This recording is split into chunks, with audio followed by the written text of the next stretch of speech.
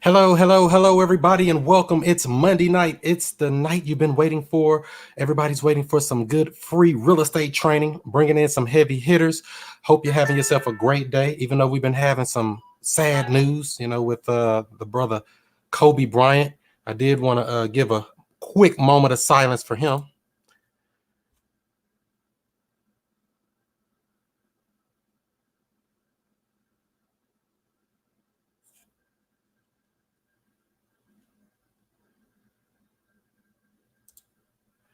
So that's our brother Kobe Bryant gone, and I want to give a quick moment of silence for him, and because he was definitely an impact on a lot of people, especially people that's trying to do great things, whether you're doing it in entrepreneurship, whether you're doing it in business, whether you're doing it in your life. Get your life together, do some things that's great. So before we get started with the show, go ahead and put your name in and put in where you're coming in from, so we can give you a quick shout out. We got a good show for you tonight. Coming up next week, we'll be on with Rick Jarman out of Alabama. Got over 100 rentals and been in the game since the 80s. Long as I've been alive, we're going to be talking to him next Monday night, 7 o'clock Central Time. That's February 3rd, coming up right here on the same channel you're on right now. We are streaming live, multi-streaming in multiple places on the Woke Real Estate Investors Group on Facebook, the Chris Monroe Show page on Facebook. We're streaming live over here to my people on Instagram temporarily. Just gonna cut you off in a minute, just starting it off over here. We got my regular page on Facebook, and we're on the YouTube channel at Chris Monroe STL. So let's see what we got here. We'll be coming on here in a moment. Let's see who we got here. Andrea, R.E.I. Drea in the building. What up, what up? What's up, D. Howard from Milwaukee? All right, thanks for the nuggets. That's right, we got more nuggets coming for you. We got a nugget fest coming for you tonight. Either way, Woke fam, what's good? I see you. RIP to a legend. That's right. You're right about that. Definitely a legend. Gone but not forgotten. New York in the house, I see you. ATL, what up, what up? Roberto, I see you. John from St. Louis, tapping in from the STL. And we got a Facebook user watching in the Woke Real Estate Investors Group. If you are watching in the group, there's a link in there you got to click, and that'll release to say that you can show your name, because the group's private. That's why you show up as a Facebook user. Just click that link in the description. Chris, I made it. It's Kimya. What up from Atlanta? Good to see you. Good to see you. And we got Monique, Dallas, Texas. So we got people from all around the world, all over the place. So it looks like y'all getting it tied up here. Don't forget to give this video a thumbs up or a like or a share. If you get any kind of value at all, do that for me. Because you know what? It's about that time, y'all. We're going to get it popping.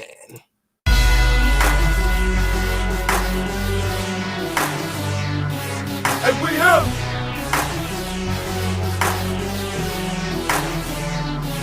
And we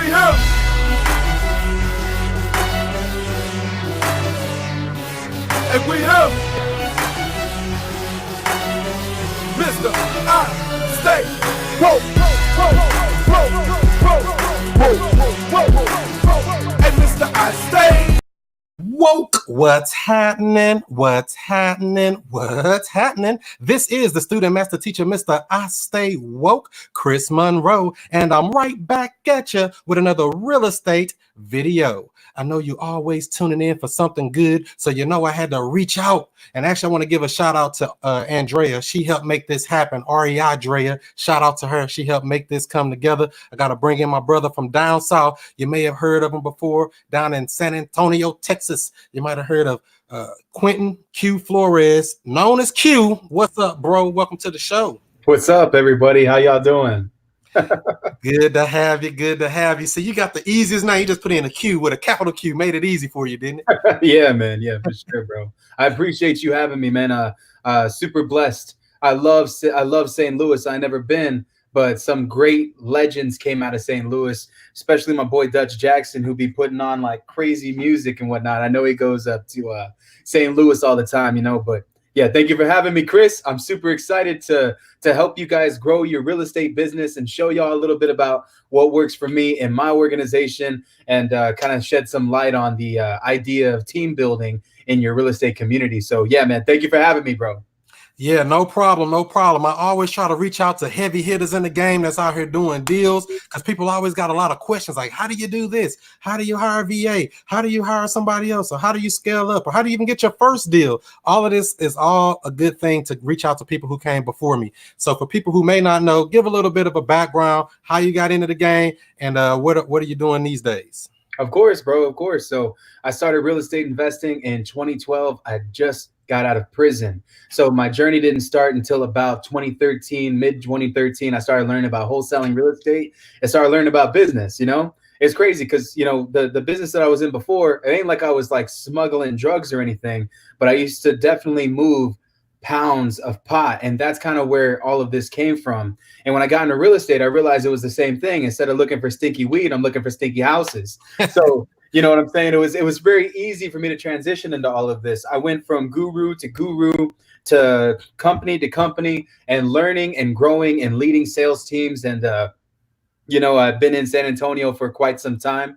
I was born in Cleveland, Ohio. I lived off of East 1999 in St. Clair next to Bone Thugs and Harmony. They used to holler at my mama back in the day. Wow. And we moved down here because my father, when he got caught up, he was trafficking methamphetamine at the time.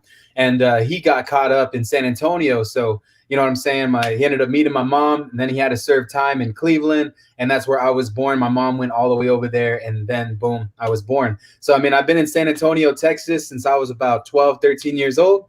And this is my home. I love this place so much. And I've been investing in real estate heavily for the last 8 years. So, I love the real estate game. I love the real estate business. It's allowed me to retire my wife. It has allowed me to, be on my own time. I run a full-blown acquisitions firm here in San Antonio, Texas. We got 18 guys on our team. We close deals all throughout Texas. We're currently in St. Louis market. We are currently in the Florida, Tampa, and Orlando area market, and we are moving into the Bay Area of California this year. So with that being said, you know what I'm saying? We've just been grinding it out and finding our way, just straight failing forward, you know what I'm saying, but trying different processes and whatnot to streamline what we already knew what we were doing before and what we're doing right now. So, yeah, man. So switching from the bad stuff to some good stuff, huh? Yeah, bro. So it's definitely been crazy. It's been crazy, but I thank God over everything else, man. And you know what I'm saying? Like, to me, I feel like that was something that I had to go through, and I used to resent it like hella bad. Like, I used to hate my mom for being what she was. I used to hate my dad for not being the father that I always wanted. And now I love both of them unconditionally, because if they were the parents I wanted, I probably wouldn't be as successful as I am today. So if you're going to be thankful for all the good things that are happening in your life, you also got to pay homage to what happened before, because without that shit, you wouldn't know what the opposite feels like when you get to this level in your business. Yeah, it's definitely true. That is the truth right there, because so many people have it so good they don't even know how good they got it. And like, you got to do some failing, fall on your face, make some mistakes. And with that being said, what are some of the things you did over your time in real estate? Some of the mistakes you made in the past? I know you got a list of them. Oh yeah, bro. I honestly, man, like, that's the thing. Like, I don't think that there's ever a mistake in this business. It's just called a learning opportunity. And when you start separating it like that and your mind shifts, you know what I mean? You just realize that no matter how many times I'm a fuck up or I'm a fail, I'm gonna always keep it real and I'm gonna always keep grinding, because if you give up, that's when you fail. You know what I'm saying? But everybody makes mistakes, especially getting started in the game, bagging contracts too high, not running your numbers correctly, hiring and the wrong people. You know what I'm saying? It is so many, bro. I've overdone rehabs before. I've underdid rehabs before. I've flipped properties and lost money. You know what I'm saying? Like, I've gone through lawsuits before in real estate. And these are all things that you're anybody who is doing volume, hundreds of deals, right? You are going to run into these problems. So it's not more or less the mistakes that you made. It's how you choose to correct them. And it's how you choose to wear those mistakes on your shoulder, because I promise you, man, those things make you who you are. And you are the most powerful thing you could ever be. So with that being said, you know what I mean? Like, fuck up, have mistakes.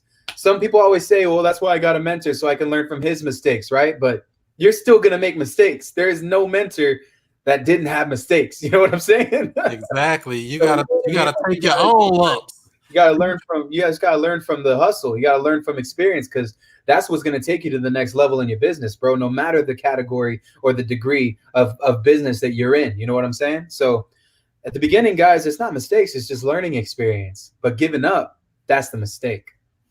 Dang, now that's definitely the truth there. You can't give up. Fight through it no matter what happens. That's definitely some jewels there. So you say you do more so acquisitions or dispositions, or what do you mostly focus on in your business now? So I oversee my business. When it comes to being part of the business, I've worked every part. Okay. So I think this is number one. Like if for all my people that are watching this, if you start building a team and you don't know how to work certain parts of your business, you're already leaving holes where you're going to just like totally just hit the ground and fall flat on your face. Okay. This stuff does not happen overnight. But when you start building a team, you have to learn to lead before others can follow. You get what I'm saying? And before you become a leader, you got to learn to follow before you can lead. True. So, like at the beginning of the game, bro, I had worked for a few different acquisitions firms, and I learned a lot about leading a team and growing a team. I've learned a lot about disposition, company structure, acquisition, transaction coordination, CFO, when you should hire the correct types of people, when you should bring on a business partner. These were all different things that I had already been doing. I learned it from the dope game. That's what's crazy. It was the way, like I had the same thing I had now back then. I had runners that would sell my product. I had wholesalers that would sell me the product at a cheap price. I had retail buyers that would come and buy it in bulk. And this game is no different, bro. At the end of the day, it comes down to your work ethic and your business etiquette. If you do not have either of those things, you got no business building a team. Because you cannot make someone do something that you are afraid to do. You get what I'm saying? Think about it back in the day, right? Like when kings fought their own battles, it was a tradition for the king to be on the battlefield whenever their kingdom was in battle with another rival or opponent that was trying to thwart their kingdom or overgrow their organization, right? And what happened, right? When the king died, what happened to the other army? Boom. They didn't know what to do. They was done. They didn't know what to do because they were kingless. They were leaderless, guys. But the thing about that is that the king had no problem going into battle with his people. So a leader leads by example, man. I've done acquisition. I've done disposition. I've ran my own numbers. I've cleaned my own data. I've imported my own data into my own softwares. And the thing about it, guys, is that you can work in the business forever and you can be a slave to it. I think at the beginning, that's what you should do, without a doubt. But there has to come to a time when you start looking over your business, not working in your business. I come to the office and I talk to my CFO, Jason, every day, and he shows me numbers, right? Jason Cabrera, by the way, shout out to my boys, my CFO. He's a blessing in disguise, man. He's been there for me since the beginning of all of this stuff. And he will own a branch of my company one day. But he comes and he shows me the numbers. He lets me know what we're looking like, what lead source wasn't working right, what our close ratio is looking like, what our contract to offer ratio is looking like. And once we have all of these numbers, then it just becomes a mathematical equation, okay? So now I know I can spend marketing dollars here and there will always be an investment. So when you oversee your business, it's different, bro. I'm still there with my team all the time. I'm right there in my office. They're right outside of it. I'm overseeing the entire operation. By any means, am I saying that I'm fully automated yet? But I'm pretty damn sure that most guys that are working this business that are going full time can't just stop what they're doing and money keeps coming in. When you get to that point, then your business becomes a corporation and not just you working in your business. You're not self-employed anymore. You have a system. You get what I'm saying? That's true. So when people, I come across a lot of people saying, man, I want to hire a VA. I want to get somebody to help me out in this. What do you think about that? Should people get a VA pretty early, or should they wait till they really master cold calling and stuff like that? What do you think about that? In my opinion, I think that there's two ways that you can go about it. One, you can hire a shark and that shark will do the training for you. But it's very hard to find a shark. You got to pay them well, especially because if they know how to close and they're 100% sales driven, they understand the psychology and the science behind closing deals, right? But that's like, I can't even tell you, I think over the last 4 months, I've hired almost 30 people. And of those 30 people, only 6 of them have stayed. So, this is something I think a lot of people don't understand. If you are going to get to good employees, good loyal people that are going to be working alongside you and building your company with you, right? People say this a lot, and I think it's wrong. They say hire slow, fire fast, right? In my opinion, you're going to be stuck with somebody who ain't aligned with your vision very, very much longer than you would if you hired somebody who was just like a single mom, 4 kids, just totally like ready to hustle and grind it, you know? A lot of people would question that person because they would say, oh, you know, she has 4 kids. What value can that bring to my company when they may have to leave? There's factors that are involved here because they have kids. You get what I'm saying? Right. But I got a girl that works in my organization. Her name is Katie. She's amazing. And Katie, she's in Utah right now. She has 4 kids, and she has closed more deals than some of our guys that have been with me like 6-7 months longer. So with that being said, guys, I mean, the hustle is there. The reason why this is going to work for you is when you choose to hire fast and fire fast. So, I mean, a lot of my people, they come into my office with full-blown trust, full-blown, like with work etiquette. We of course, we vet them the best that we could. But I'll never know how you produce or how well you do unless you're thrown into the fire of what my business does. You get what I'm saying? Because that's the only way I'm gonna find out about how hardcore you're willing to put down for our business. You know what I'm saying? So it really depends. It really depends. But when someone decides to hire, when someone decides to start building an organization, it's because they're trying to delegate an extension of themselves. And I truly believe that if you cannot work that job, if you cannot work that position and stay motivated and focused for a long period of time yourself, you got no business telling anybody else what to do in your company. Anybody who's a real CEO in this building that's watching this understands this concept. I will literally pick up a sword and shield and lead my team into battle. Some people, well, you know, I just want to not be a part of it. Well, it's never going to happen. Okay. I don't give a shit how many rental properties that you own. You could own 1,000 rental properties. At the end of the day, you still have to manage them.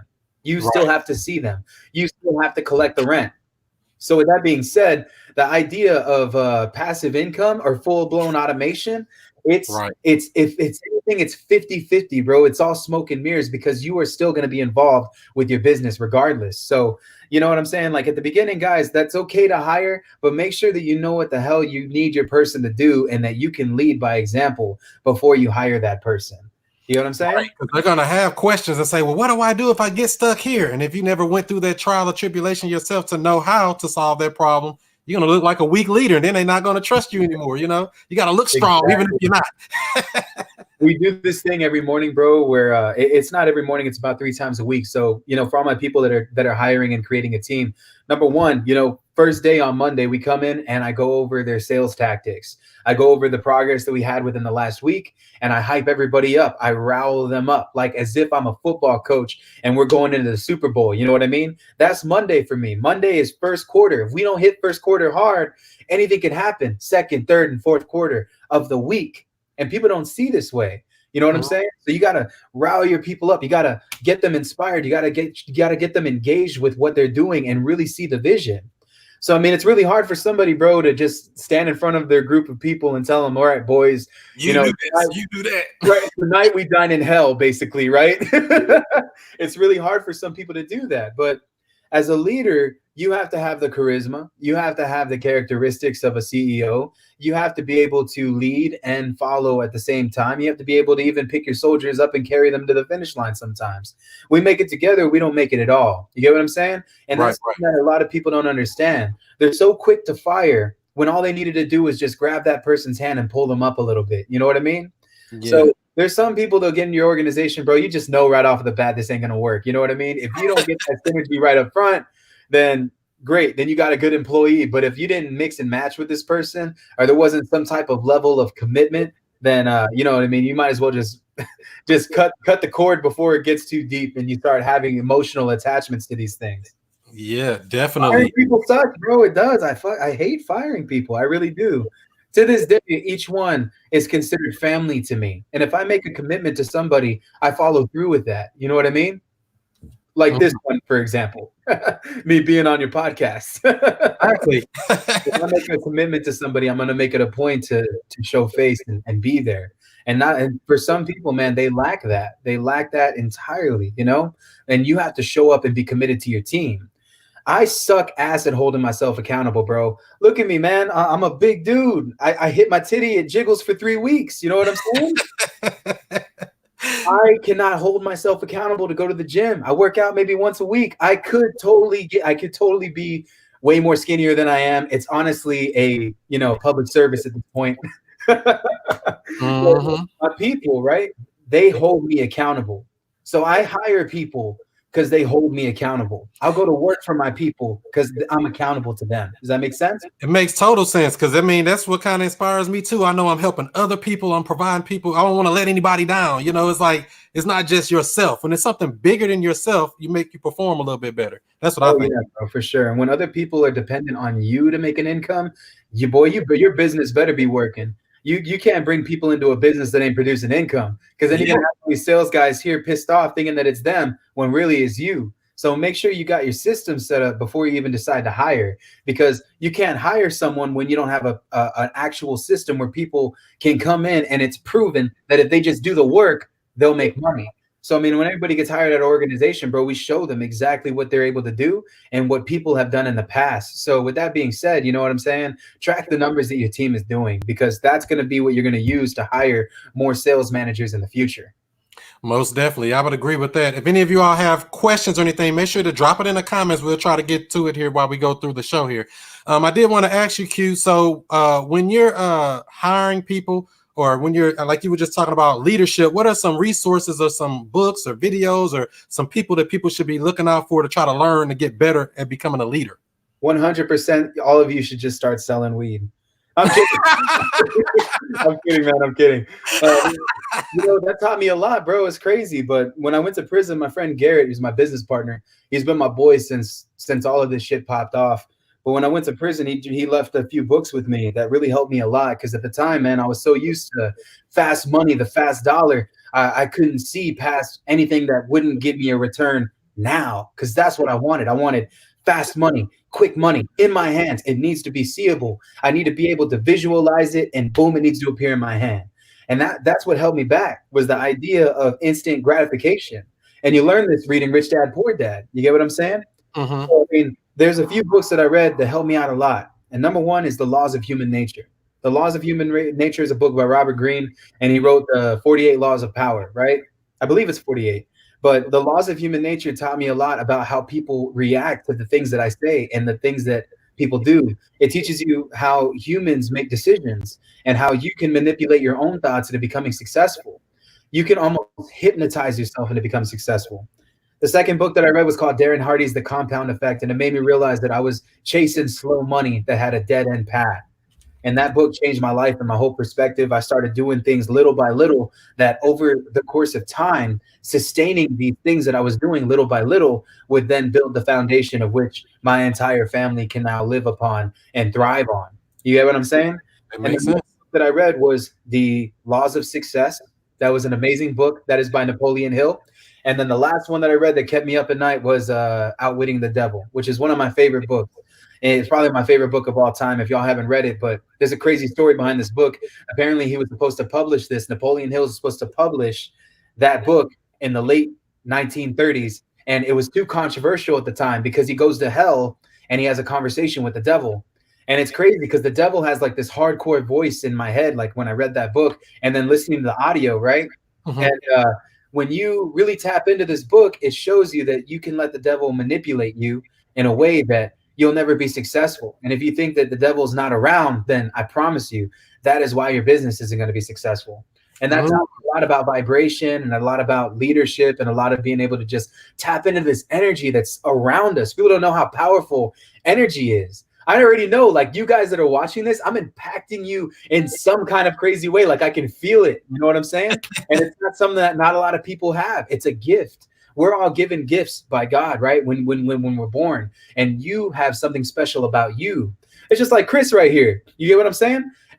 Bro, God could have given your life to anybody. And he was like, man, I'm going to give it to Chris. And Chris is going to make a show. And he's going to have a guy named Quentin all the way in San Antonio on it. You know what I'm saying? It's like divine purpose that none of us ever understand. So I want you guys to understand this. If you're watching this right now, know that every creation has a purpose. This is something my mentor Carlos had told me, right? Every creation has a purpose. And when God is with you, always with you, know that he could have given that life to anybody and he chose you. So that means that you're special and that you're destined for something. If you're watching this right now, this was part of a divine purpose. And this is something that not a lot of people understand. So I wanted to let you guys know that, you know what I mean? Because this is the stuff that it takes to create a team and to lead a team. If you don't understand these vibrations, one of your people in your office could be suicidal. And as a leader, you have to 100% fucking be there for that person.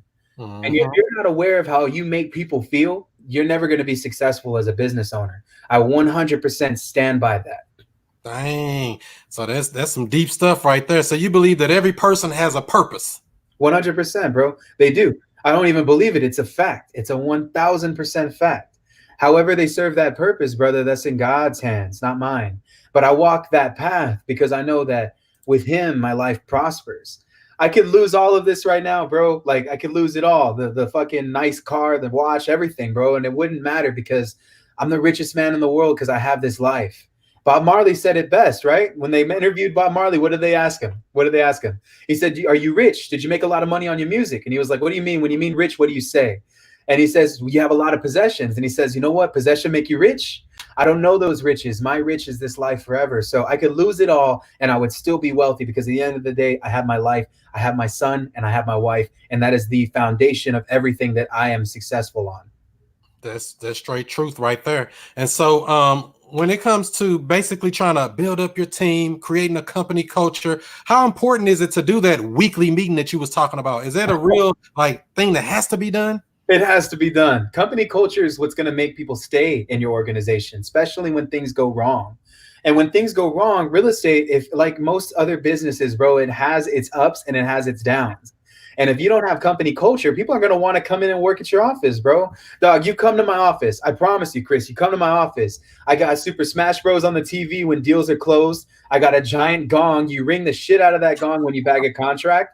I have a pool table that we're installing. I have a conference room. I have see-through walls. I have everything that you need, man, to just come in and have fun, bro. So that everybody can be vibrant. Everybody can have the energy. We make it a goal every single month, bro. If you bag a contract, there's even a cash prize at the end of it. So company culture revolves around listening to music. It revolves around making your people laugh. It has to be an enjoyable place.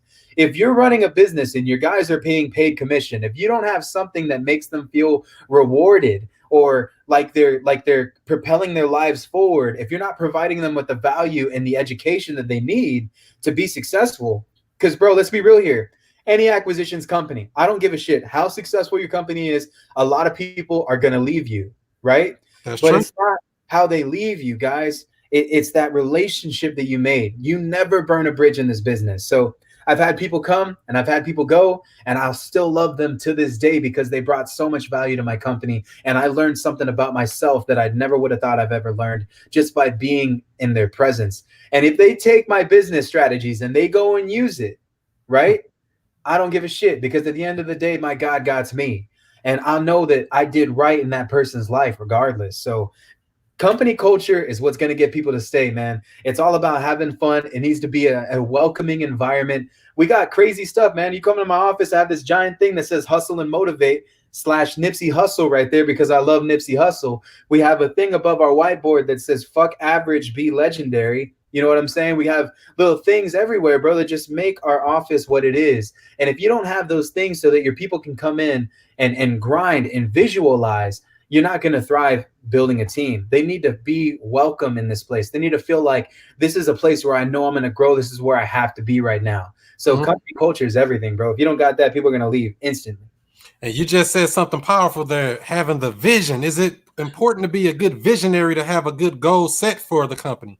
100%, bro. Every single person that joins my team is to give me 10 contracts at $100,000 in net proceeds and nothing less, bro. So everybody that joins our team, they have a debit, right? And by that, it means that when you join the clan, bro, then it's time for you to level up and start getting that armor that you need to be a fucking heavy hitter in the organization. And we lay it all out for you right then and there. So by having your people join your squad and having a monthly quota or a goal for them to hit, it'll not only increase sales ratio and put more profits back into the company, it'll also help your person basically hit a goal.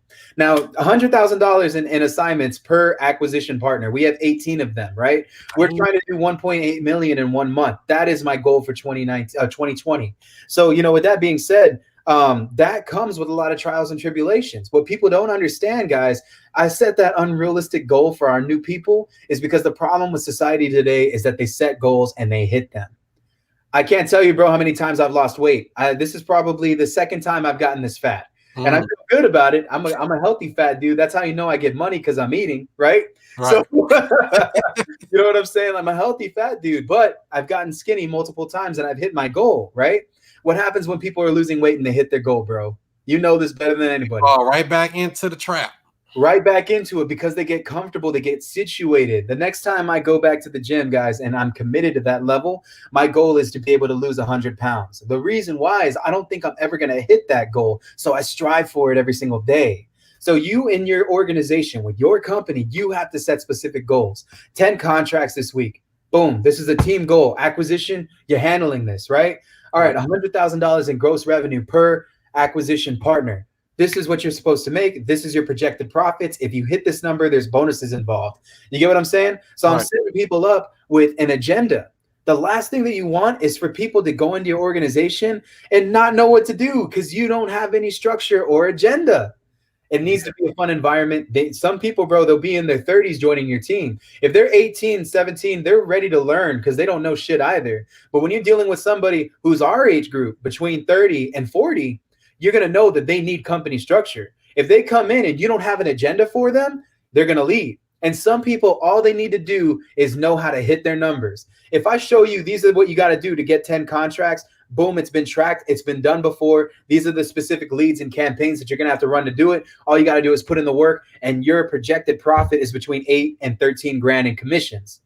Okay, great. Plug me in. Plug me in. Let's go, right? So make sure that you guys understand your scope of work when you're hiring, what exactly you're hiring them for. What is their monthly commissions? What are they going to be paid? Are you going to put up money for your employees? Is there going to be a drawback for their learning period? You get what I'm saying? Like, there's a lot of different things that come into play when you're hiring somebody. You need structure, and your people need to come in ready to swing, bro. And you got to get them hyped for it. You know what I'm saying? Because they're a new soldier in your organization. They gotta run into battle screaming. So make sure you have the battle plan set up. You learn this in the art of war, guys. The battle plan needs to be perfected before one can enter the battlefield. So make sure you have that there. That's straight truth right there. So you definitely got to have that going. So when it comes to trying to hire and find and locate heavy hitters or people you can bring into your organization, what are some resources that people can do as far as either virtual or either local, like in the market? So I had virtual assistants before. My problem with virtual assistants is that they're unaccountable, meaning that I cannot track their progress the way that I would. And when I can, what happens? You know what I'm saying? Like I start seeing things and too many discrepancies, and it throws me off my groove. If you can't visually track what your guys are doing, you're never going to have a successful business. And I'm going to be super, super transparent here. There are good virtual assistants. Without a doubt, bro. Without a doubt. There are good ones out there. We have a whole team in the Philippines of 40 cold callers, and they're amazing. We've had them we've monetized them. We've sold them before. We've put them on the market to help other individuals cold call. We've done a lot of different things. I've had over 15 agents on dialers before, all virtual assistants. The problem with that is once I invested into a software that would track what they were doing with their computer, that is when I understood that I had one agent that was working 2 dialers at the same time for a client that I had signed her up with and my business at the same time. So that's cool, bro. You're working 2 dialers and you're telling me that I'm not doing this right. And then I got a screenshot of one of them saying, hey man, this job is so easy. I'm on Facebook, LOL. Like, that is the only reason why I don't like virtual assistants. You can, but I'd rather give up more profits and make more profits with a team that I can oversee, that is here, that is fluent, and that understands structure. You get what I'm saying? If you got some VAs, great. There's a million things you can use virtual assistants for. A lot of people, that's your first employee. One of my first employees was a virtual assistant. But the hiring process is always going to be exactly what it's been, guys. It's tedious. I'm pretty sure almost 90% of the people that are watching this have not worked at the same place for more than 3 years. The reason why, guys, because company structure changes. People come and they go. They hire and then they fire. I used to work at Jack in the Box, bro. I was the team leader. It was the only job I ever had. And with Jack in the Box, bro, I was as the team leader. I stayed there for 3 years, and I led like probably 20 different kids to victory at Jack in the Box. I know that sounds freaking hilarious, but you do win at Jack in the Box. It taught you leadership skills, though. You know what I'm saying? You learn a lot about how to lead a team. So with that being said, guys, I mean, ultimately your first employee is probably going to be terrible, but you become a better boss through that employee. I'm not saying use it as a scapegoat because that person's going to be dependent on you. I'm saying that you'll learn, and through your employees, you will learn because they teach you. I love teaching real estate, bro. I do. The reason why I love teaching real estate is because no one else hears it more than me. You know what I'm saying? I'm talking to you guys right now. I'm hearing it in my own freaking head. So I have to make sure that when I teach somebody, I can replicate myself. Okay? So when you teach, you learn. When you fail, you correct and you implement. There's a few different places you guys can go, man. Facebook Marketplace is amazing. You can talk about your businesses and your jobs. You can join a bunch of wholesaling groups and find young cats that are trying to get involved with the business. Split some of the first fees with you before you get a pay structure. Our pay structure is always changing, but there's one thing that's solid. My acquisition partners that work in my organization, their net fee is 10%. So if they close a $10,000 to $20,000 deal, I'm paying them 10% of that on the net proceeds. But they're doing 10 a month. You get what I'm saying? That's where it starts leveling itself up. At a point in time, you're going to have to make the decision. Do I want to keep giving away profits, or do I want to start paying people hourly? There's differences between the two. And this is when you start creating an actual corporation. So, with that being said, guys, I mean, you grow as your business grows. The more income that your business produces, you start producing the same income. Our disposition partners get paid 8%. My CFO gets paid a 1% kickback on what we have made throughout the entire year. He's also on a $30,000 a year salary. That's one of the cheapest CFOs that you'll ever find. He's a good friend of mine. You want a business partner, a CEO or a COO, right? Somebody that can manage the system with you, grow with you, to split those profits with. So things get a little tricky, man. When you start bringing on business partners, that's when things get real tricky. A lot of people always ask me, like, how do you make that work, splitting all of the money up? And if you're still thinking like that, you're doing it wrong. That's not how you do this. When you bring on a business partner, that's when it's time for you guys to reverse engineer this process. So in my organization, I have 3 business partners. It's my buddy Garrett, who's been with me since the beginning, and Pablo Rodriguez, who has been with my organization for almost 2 years now. Pablo is an amazing individual. He did a 12-year stretch in the federal penitentiary before getting out, and he became a real estate investing badass, the cold call king. Y'all probably seen him on my YouTube video. Shout out to my buddy Pablo. I love you, bro. You've been nothing but a blessing to this business that I've been able to create, and just thank you so much for being a part of it. I want to publicly say that. But Pablo is our team leader, right? With 3 individuals, how do you think we split up those fees? I want to ask you that, Chris. How do you think we split it up? Well, I don't think it's going to be a third and a third and a third, because it wouldn't work that way. That's not how it works. Exactly, man, because you're splitting up too much money. So with that being said, that is when you take your business to a corporation.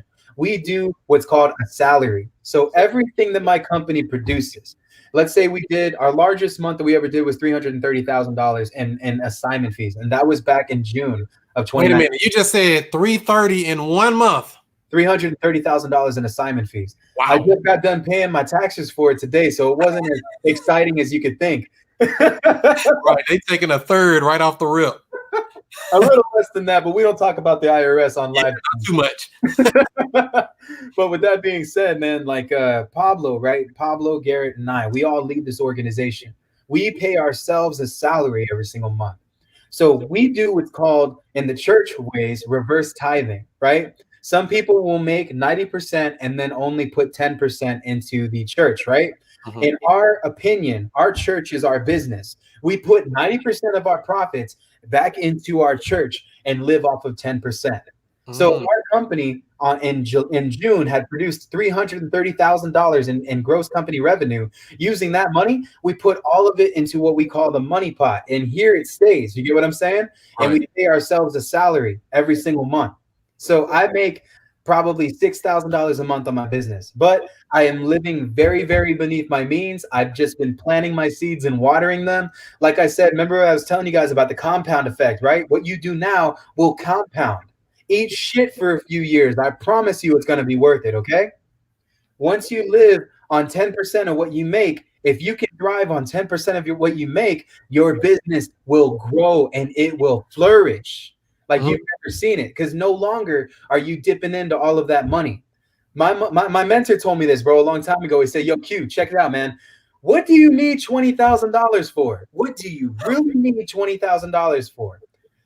Nothing. It ain't nothing to get. What you gonna do with it? Nothing, bro. Like, my standards are like hella low with my life, man. You know, this is a jacket from Walmart.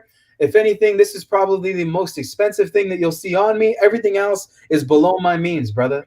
And with just to be like hella transparent with that, you know what I mean? It's not how much money you make, it's how much money you keep and how many generations you can keep it for.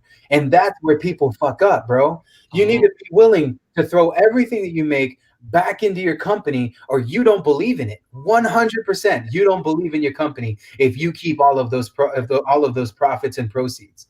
So, guys, reverse engineer the process. If you know you're going to make 30 grand in 1 month, great. 5 of that I'm going to keep. The other 25 is going into operations, expenses, company structure, paying people salary, hourly employees, getting an office. It comes out like crazy, bro. I'm telling you, when you do your business like this, we went from a 300 square foot office at the end of 2018 to almost 1,600 square foot toward mid 2019, and then now we're in almost 5,000 to 6,000 square feet of 100% workspace, and my team is 18 large because we decided to put it all back into the company. So we upgraded our computers, we upgraded our systems, we upgraded our skip tracing, we hired employees, we brought on a CFO, we created a structure where all of us can thrive and still help our people make money. Commissions are commissions, bonuses are bonuses.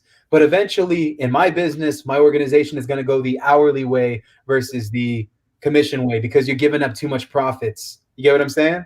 Right. So you were mentioning something about the CFO, that was the chief financial officer, right? Yes. So how soon in a business do you suggest a person go ahead and get that person on board to help them keep these books right and get these numbers right? Dog, that takes, all right. So that is such a, that right there is probably an hour-long answer that I'm going to sum up for you guys right now, guys. So if you're not tracking what you're doing in your business, 100%, I cannot tell you how many people come up to me all of the time and they say, yo, Q, how do I close my first deal? Like, or how do I close 5 deals in 1 month, right? They ask me this. I get this question a million times, bro. And I tell them, all right, what did it take for you to do 1 deal? And they're just like, well, you know, I just kind of went out into my car, started driving around, started taking a bunch of pictures and stuff, and I landed somebody. Okay, great. How much hours did that take? How much money did you invest, right? What was the systems and softwares that you invested in that made that money possible, right? What was your return on your time and on your money? You get what I'm saying? If you don't understand these things, if you track those things, guess what? You just have to multiply that by 5, and boom, you got 5 deals in 1 month. Easy. It's a mathematical equation. So, guys, this is something that I want to recommend for all of y'all. Start tracking what you're doing. Lay out a plan on everything that you put into your business, both time and money. People always tell me, hey, well, yo, Q, I don't have the money. Okay, well, you got time. And what is time? What is time? Time is money. Time is money, right? Time is money. So you are bringing a dollar amount to the table by just being present and being in the grind and being in the element of opportunity. And that's how you grow. The Facebook page, guys, in my group is Wholesaling Houses Ground Zero. I don't know if that's what was being asked, but I got to throw that out there. That's right. That's the place to be. You start learning, man. Like, a CFO should be implemented when you've tracked your numbers. And it goes back to the lead by example. We didn't track shit, bro, for like 3 years in a row. I shot from the hip with my marketing. I didn't know what was working. I just knew that if I did this enough times, it worked. Now it's a mathematical equation. Okay, so our company spent almost $23,000 in 2019 on direct mail, right? Direct mail brought us almost $300,000 to $400,000 in assignment fees, right? So there's the return on that. Now I know that if I stick to this equation, every single time I spend $23,000, boom, I will have $430,000 in closed revenue for an entire year. That becomes a marketing structure that works and is proven and that can be tracked. So, guys, it all depends on where you're at in your business. Implement a CFO when you start tracking your KPIs. For my people that don't know what a KPI is, it's basically a key performance indicator in your business that tells you exactly what something is doing. You know, we use multiple platforms, bro. I use everything from calltools.com. I use PropStream. We use Propelio. We use the Smarter Contact for SMS. I use my REI Print Mail. I use so many systems and softwares in my company, bro. Like, shout out to all of them. They're fucking amazing. But that is what makes this engine go. You get what I'm saying? Yes. So that's what somebody was asking. What systems you use? So do you think it's worth it to spend all this money on all these different systems? Because I got a bunch of systems too. We all giving everybody 100 here, 200 there, 500 here. Before you know it, it's like, damn, there's a lot of money going out every month. So you got to feed the beast. I mean, that's a painful thing. I mean, how do people get over that pain? Bro, the only way you're going to get over that is if you start putting yourself on a salary and you get realistic with your business expenses. So a CFO is what's going to get you over that. I love our chief financial officer, man. He's a really good friend of mine. He started out as an acquisition agent. And up until like a year of us working together, did he ever tell me that he managed an entire business in his last place that he was working at? But he fired his boss, bro, and came and grinded it at my office, man. I'm very, very thankful for him. But he tracks all of our shit. He's the one who set us up with this salary structure. He's the one who set us up so our company could grow and that we could afford a salary for our boy. You know what I'm saying? So it starts with building the capital first, right? Do what you do best and then delegate the rest. That's something that my mentor told me. So guys, feed your business first. When you have the capital, that's when it's time to start hiring out and delegating these resources. But invest in your business, invest in what you're doing, because I guarantee you guys, you will not get to where you're going if you're afraid to spend money. If you're afraid to invest in your business, you're never going to be successful investing in real estate because they're two in the same, right? They're literally two in the same. The E, the S, the I, and the B, right? You got to be on that I and that B. Otherwise, you're just always going to be a self-employed entrepreneur. You need time. Time is everything. You have to be able to buy your time back. And the only way that you can do that is by trusting other people with your organization. This does not happen overnight, bro. I promise you. This was a 5-year thing that happened in my life. For some people, I've seen it happen faster. Some people, it just clicks immediately, but not me. When I first got into this business, bro, there wasn't anybody teaching this on YouTube. There wasn't any podcasts. Nobody was doing skip tracing. Like, what's that? It was 50 cents a lead back then, bro. But you know what? Like, I always got a hold of the person because there was not any competition for it. So, you know, at the end of the day, start where you're at. Be realistic about your situation, right? If you know that you have this much money, be realistic with yourself. There's a few people that you don't lie to, right? You don't lie to your doctor, you don't lie to your dentist, you don't lie to your attorney, and you don't lie to yourself. If you lie to yourself in this business, don't do that, because you're going to set yourself up for massive, massive failure. And I guarantee it. I've spent thousands of dollars skip tracing the same lead over and over and over and over again, simply because I didn't know how to organize my data or how to structure my data. So you will lose money if you're not afraid, if you're afraid to invest in your business. Okay. So remember that, guys.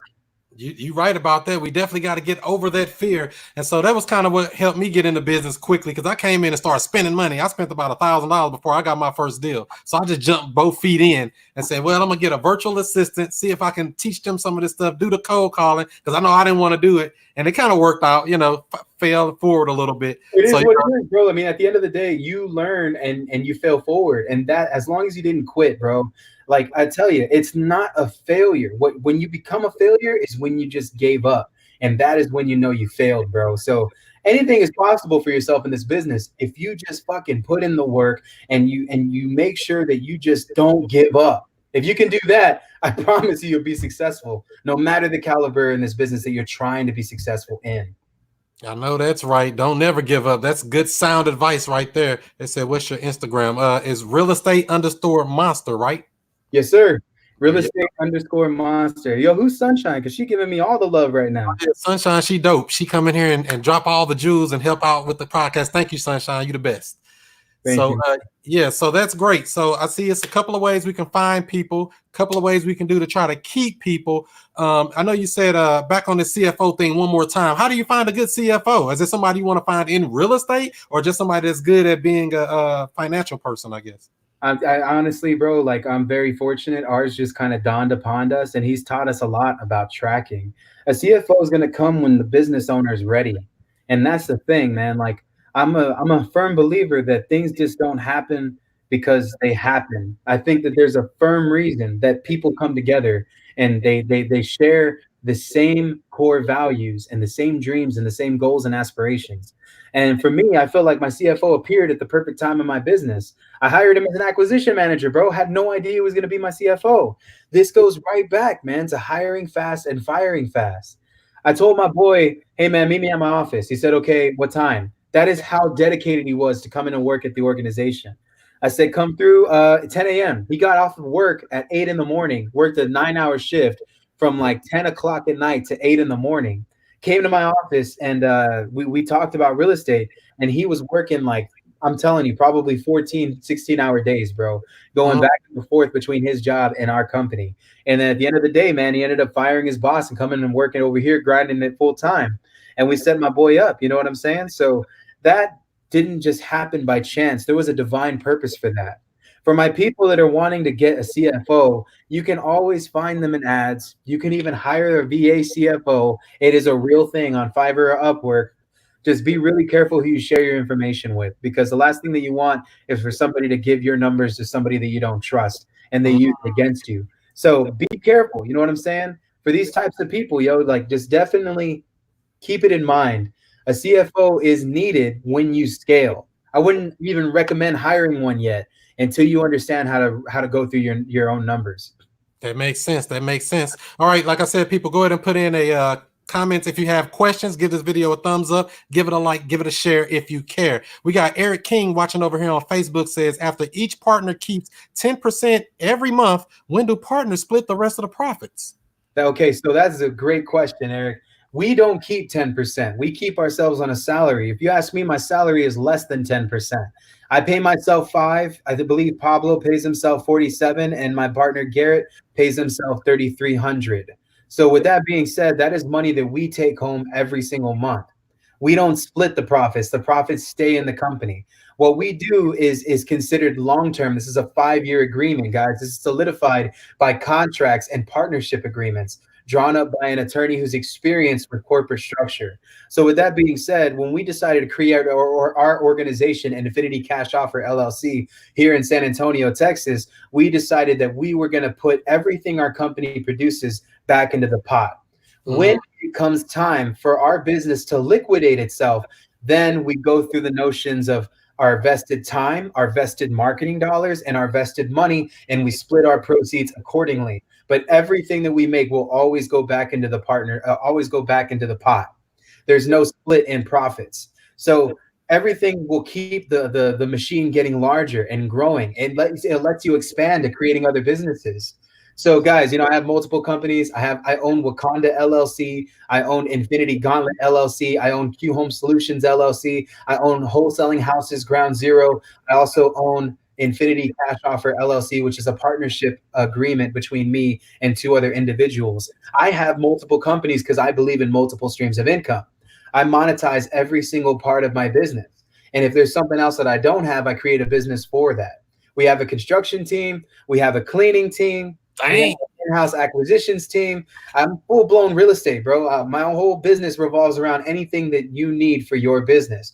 Very soon this year, toward the end of the month, not the end of the year, we're going to be opening up our brokerage. It's going to be Infinity Cash Offer Realty, and we're super excited about that. That's another business venture. And some of these businesses I own fully. Some of them I split with others. But when you create a real estate monster, that's when you know your business is going to grow tremendously, because you're not keeping all the profits. The hell do you need the profits for, man? What do you need all that money for, King? If you made $100,000, what do you need all that money for? Can't do nothing with it. Waste it on some junk you definitely don't need to impress some people who don't even like you. Exactly, bro. And at the end of the day, man, your businesses are legacy.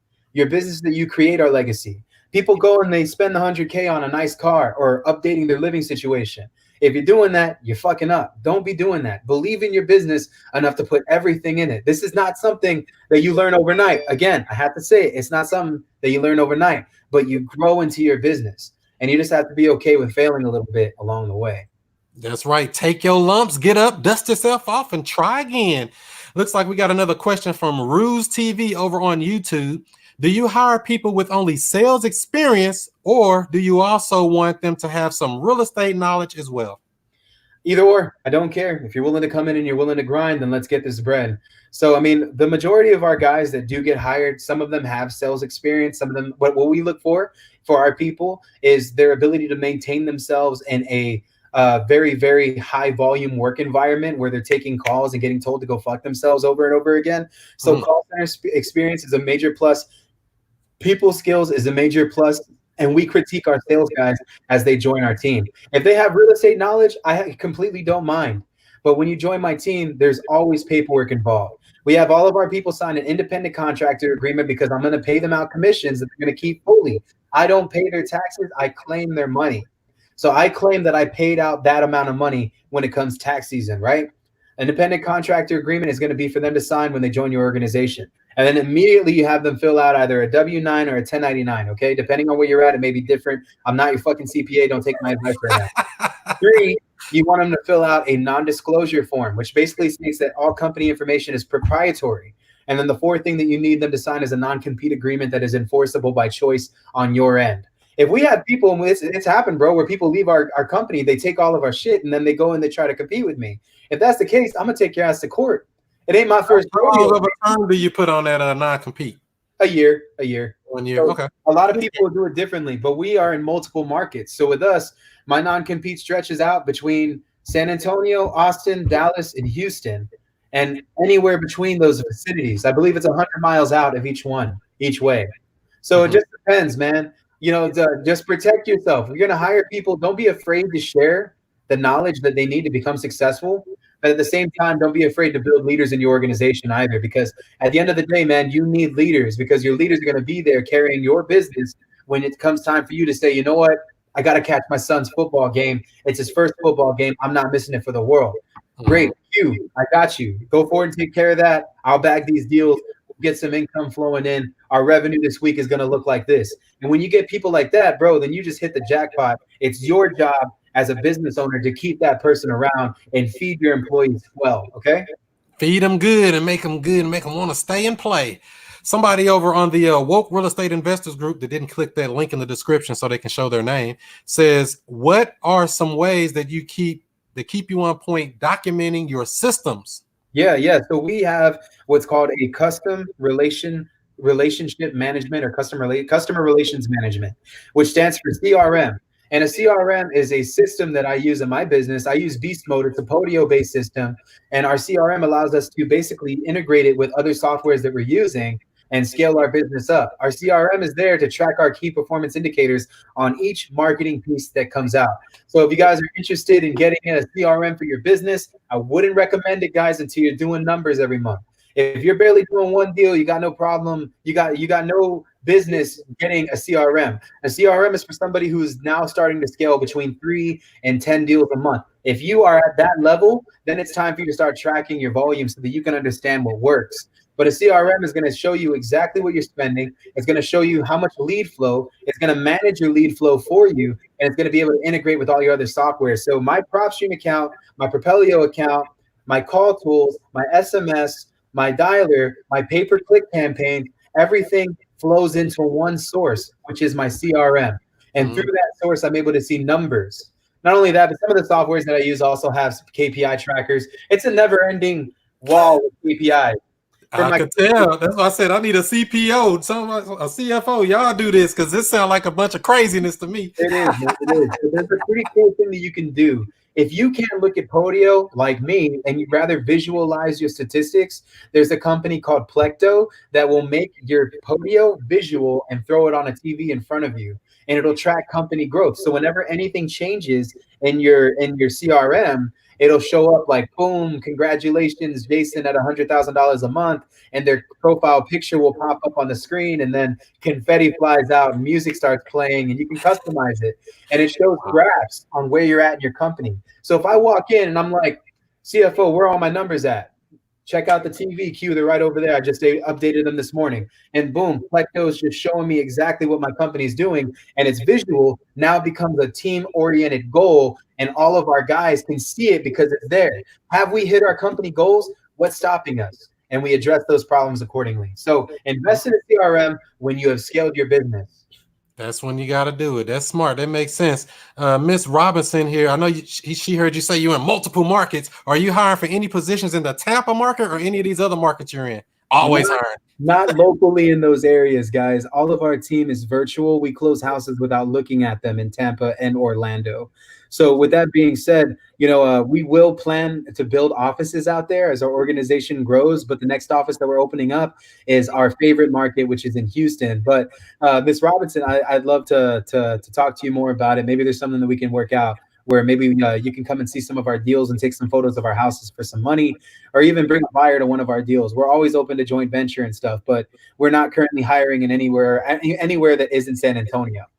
That makes sense. That I have makes sense. somebody flying from Tampa, though, to come and work at our company. So, I'm open to you flying out here and living over here and grinding it out at our office. Move to San Antonio. So we always need good people. Bring them on down.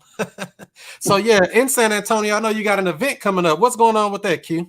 So we got an event, guys. It's called Ground Zero. It is a event that I've been working on for over a year now, and we're super excited. We got heavy hitters coming up from all over Texas, all over the Northeast, Southwest. We plan to make this an event for every single person that you can think of.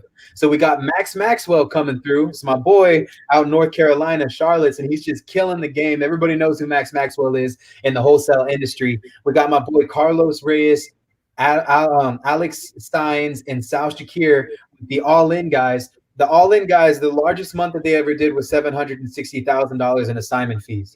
These are my boys, and they're going to be coming to talk to you guys how they perfected what I'm talking to you guys about today. I'm probably 70% of the way there, guys, but Carlos and them at 90 to 95% perfection in their organization. They're really good friends of mine, and they are from the West Coast. We got Brent Daniels hitting the stage. I even got Vanilla Ice coming through to talk to you guys how to flip properties in very competitive markets, and he's also going to be putting on a concert.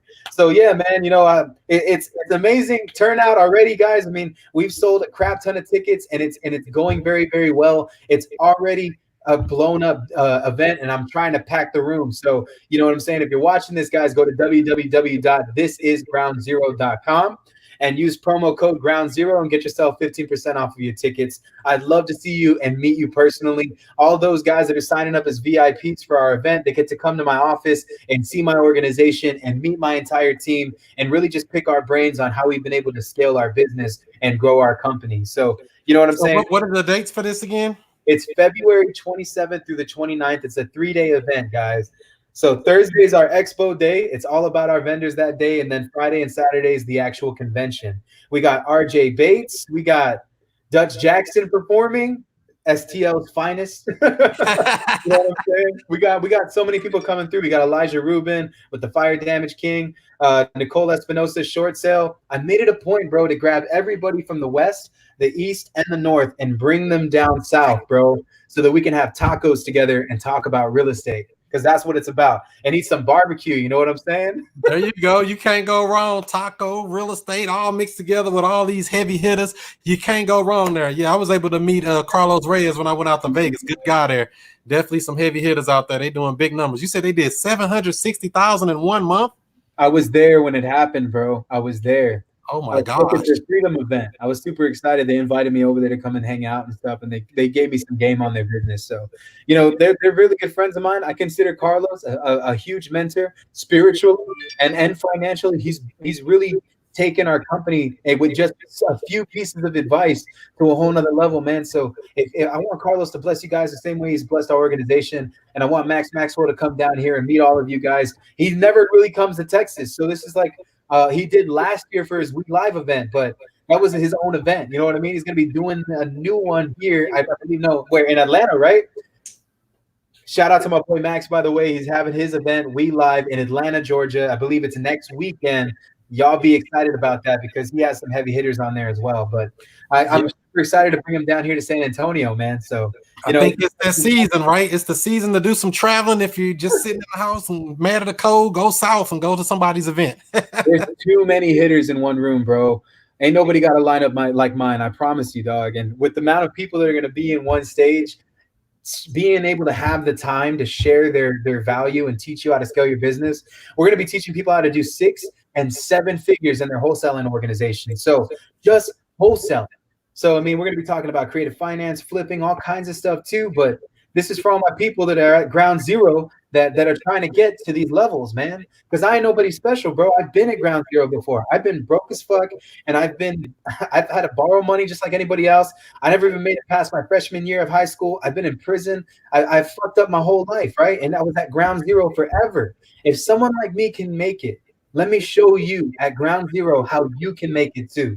I just want to impact as many lives, man. And I guarantee you, if you're watching this right now, I'm going to make it a point to shake everybody's hand and answer all of your questions at my event. So it's going to be a huge party, bro. Everything from like, beer, alcohol, all that stuff's going to be there. Food, we're going to have we're going to have a good time. I want you guys to come, and I want y'all to come and see my office and have fun in San Antonio, because that's Fiesta right there. That's right. That's right. I know it's going to be a great event. And so you got to get in the room with some heavy people that's doing some big things, bigger, that just shows you what's possible. Cause that's, you don't know a lot of this stuff is possible. Like 760,000 in 1 month. That just, people don't make that in their lifetime. You know what I mean? See that. Or it takes a lifetime to make that kind of money. They did that much in sales in 1 month. That's a lot of dang on money in wholesale fees. So let me ask you this, Q. Do you get into some of the creative finance type stuff, subject to wraparound mortgages, all that creative, crazy stuff that everybody's afraid of, or do you just stick to more of the wholesaling stuff? Oh, bro, all day. We exercise every form of real estate at our organization here in San Antonio. And I love owner financing. I love 100% sub 2 is like something that I've been doing for a minute. I'm not a guru with this. I don't know all the ins and outs of sub 2, but I currently hold 7 notes right now. And I love my subject to properties. They bring me about almost $3,000 a month in cash flow, and it's one of my businesses. They're all under the Wakanda LLC branch. You know what I'm saying? So it's been crazy, bro. I love subject to. I love creative finance. I love flipping houses. But wholesaling, man, is just like it reminds me of what I used to do. You know what I'm saying? And I fell in love with that business. I did. And it ain't like we were trying to kill people or rob anybody. Like that was an entirely different business. I definitely almost got robbed a few times. I had a gun held in my head a few times too. But you know what, man? Like God carried me through, and I found real estate. And this is like, I love doing it because I'm passionate about it. You know what I'm saying?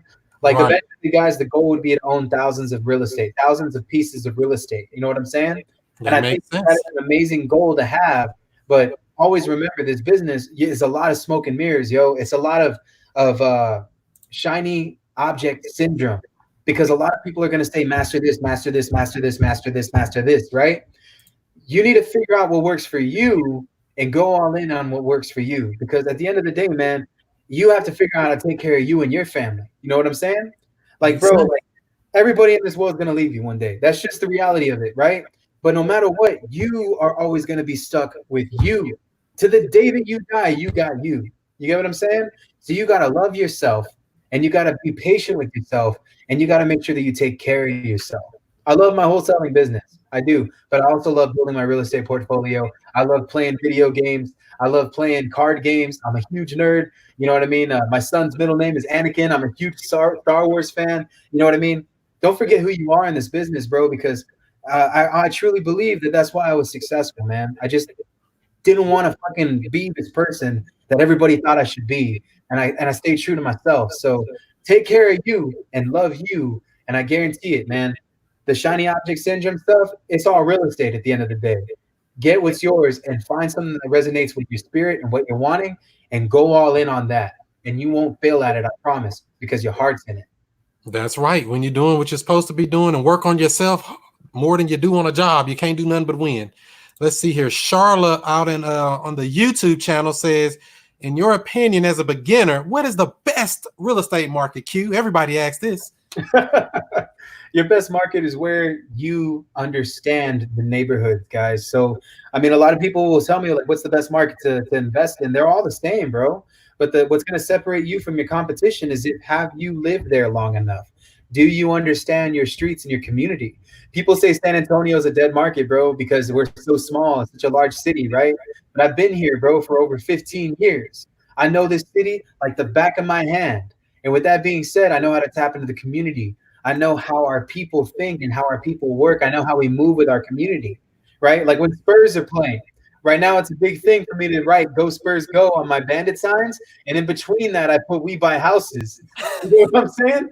And they don't take them down because they think it's something else. Exactly that. Like your market is where you live would be your best market because nobody knows your hood like you, man. And if you can't master your market, you ain't got no business going to another market. And I guarantee it, like at the end of the day, guys, it all boils down to data, but we still have an edge on people in San Antonio because we understand our market.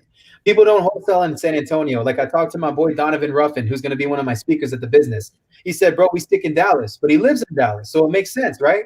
And he says, bro, my average assignment fee in Dallas is over 20,000. Same amount of work that I'm putting into San Antonio. But you don't know San Antonio like me. Our average fee in San Antonio is 20,000. And we doing 10 plus deals a month locally in just San Antonio.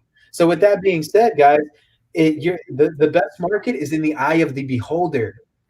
Dude, I'm telling you, I've been in STL in that market for the last 4 months, and I can't tell if I'm going to get shot here or if I'm going to have a good time. You know what I'm saying? You better know what street you on. That's what I'm saying, bro.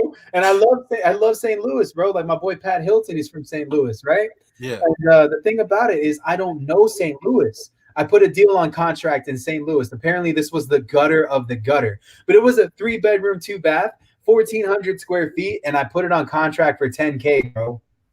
I found out that the ARV was 13K. I was going to say, what part of town is that in? It was in the hood, bro. I drove down the street and I saw a bunch of kids like flicking off the camera, man. I was like, oh, that's why.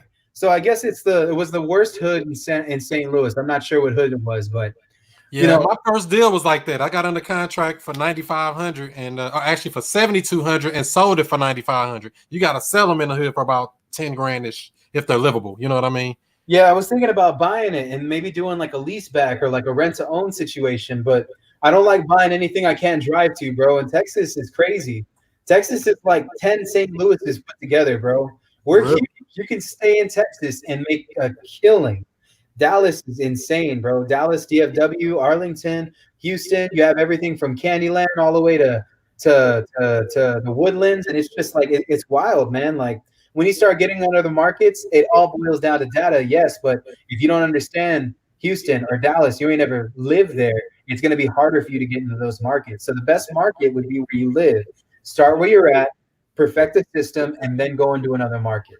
What about the people that are in like California? Oh, they're so competitive and it's so much. Those whiny. What do they do if they're in that kind of market? Can they still try virtual? They can still kill it in California, bro. I have a friend. His name is Scott Oots, and I met him at We Live in 2019. And Scott Oots wholesales in Sacramento, California. Dude is doing almost like $300,000 a month wholesaling real estate in Cali. Cali's huge. There's Los Angeles. There's San Francisco. There's Sacramento. Everything from the south to the west. You can be successful in any market if you understand your market. My boy Jimmy too, by the way, he lives in San Francisco, California. He put a 8-unit apartment complex on contract for like $3 million and sold it for $3.3 million. And so, like, there goes his $300,000 assignment fee in one deal. One deal. That's what I'm saying. Like, at the end of the day, guys, the market is in the eye of the beholder. If you think California is a dead market, well, then you just told yourself your own truth, homie. You don't got what it takes to be successful in a market like that. So it's the same thing in San Antonio. People think you can't be successful in San Antonio. I am one of 4 other organizations here in San Antonio, Texas, that thrive on the community and build and really reach out.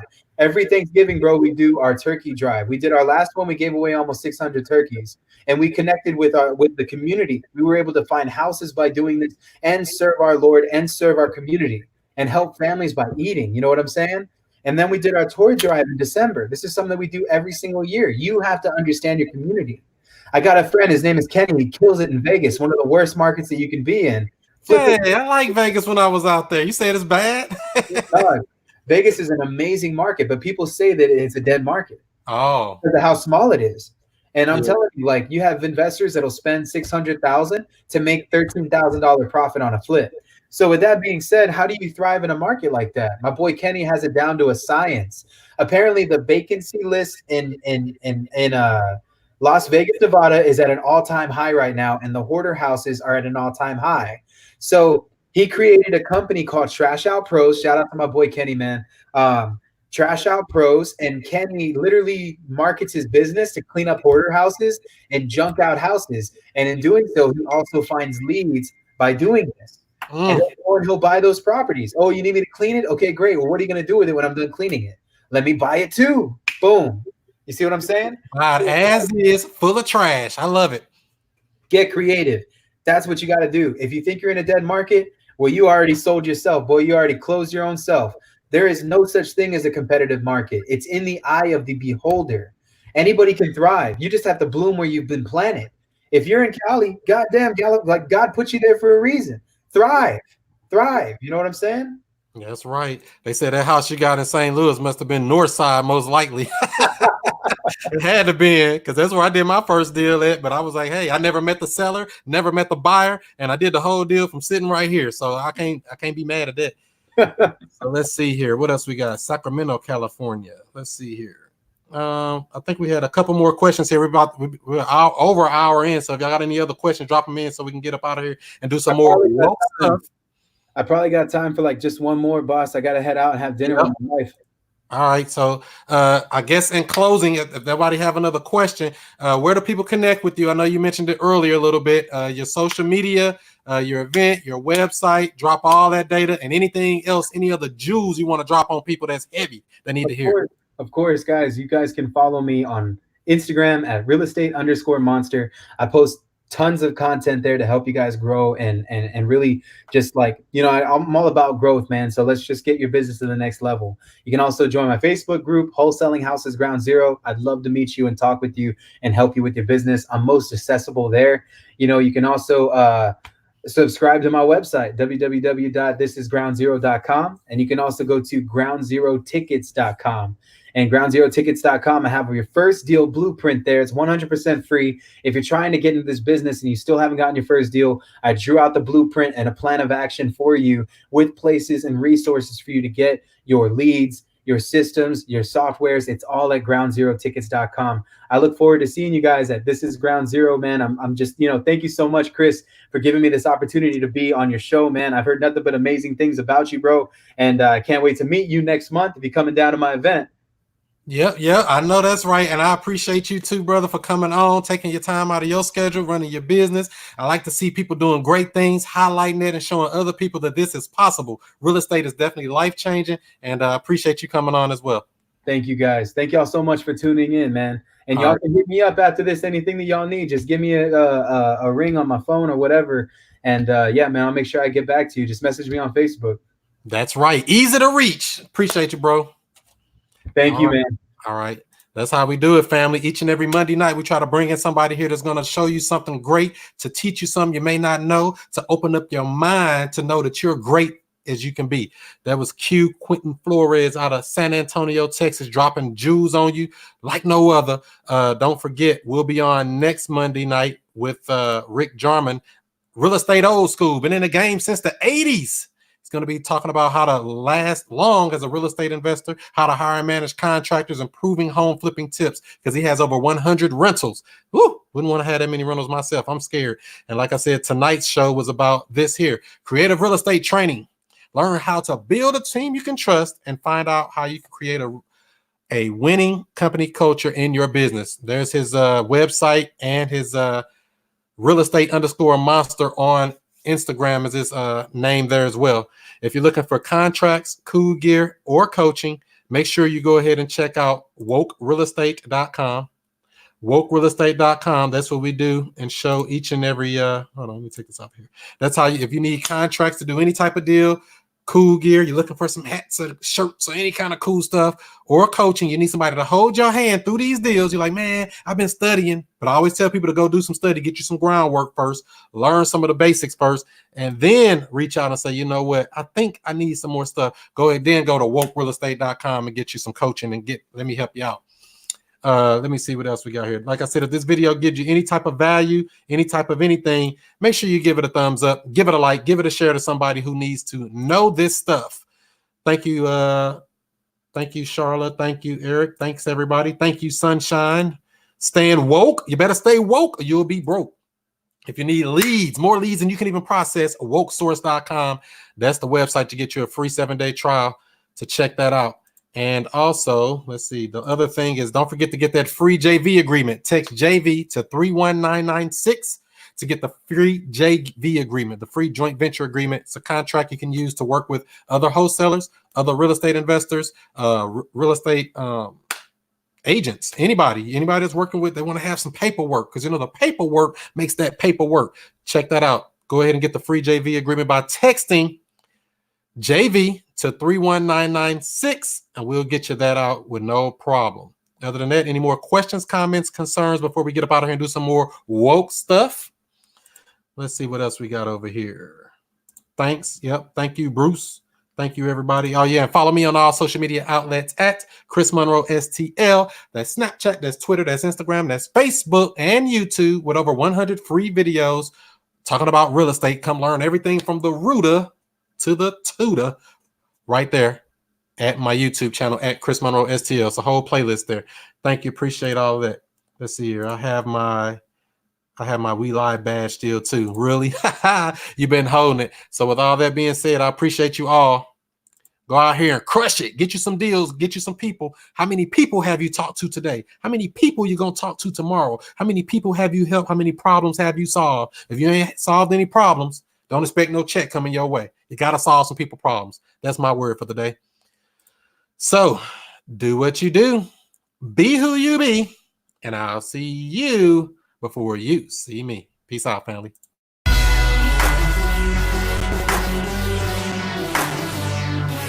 And we here.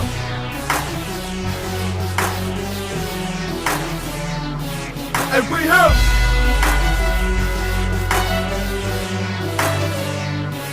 And we here. Mr. I stay woke.